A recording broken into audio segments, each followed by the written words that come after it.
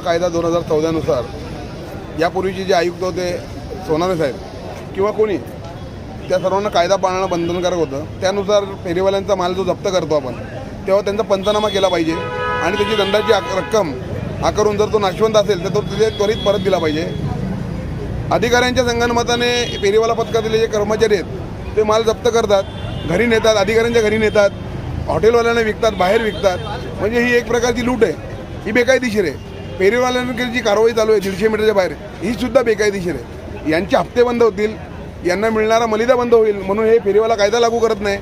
जर फेरीवाले कायदेशीर झाले तर यांना भ्रष्टाचार करायला मिळणार नाही, म्हणून यांनी हा गोंधळ घालून ठेवला आहे। यामुळे नागरिकांना सुद्धा त्रास वाढत चालला आहे, फेरीवाल्यांना सुद्धा त्रास होत चालला आहे। आमचं म्हणणं एवढंच आहे, कायदेशीर फेरीवाल्यांना परवानगी द्या, त्यांना फेरीवाला क्षेत्र तयार करून त्यांचं पुनर्वसन करा, म्हणजे यांची संख्यासुद्धा नियंत्रणात राहील, नागरिकांची गैरसोय होणार नाही।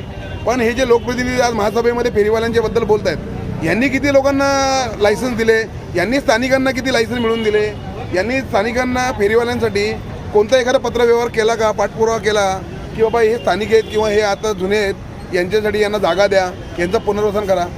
यांनासुद्धा पैसे पाहिजेत। आज प्रशासकीय कारभार संपल्यानंतर यांना असं भीती झाली की आमच्या हातून आम्हाला मिळणारा जो मलिदा आहे फेरीवाल्यांच्या हातून तो बंद होईल, म्हणून यांना ते कायदेशीर आपण करून देत नाही, बेकायदेशीरित्या कारवाई सुरू आहे। ही जर बंद नाही झाली तर यापुढे टोकाची भूमिका घ्यायची फेरीवाल्यांची तयारी आहे। उपाशी मरण्यापेक्षा आम्ही जेलमध्ये मरायला तयार आहे।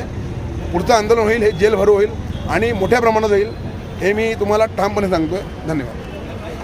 हा मोर्चा यासाठी काढला की आमच्या सगळ्या फेरीवाल्यांवर भरपूर कारवाई होती। आम्ही नगरपालिकेला एकच सांगितलं 2014चा कानून लागू करा।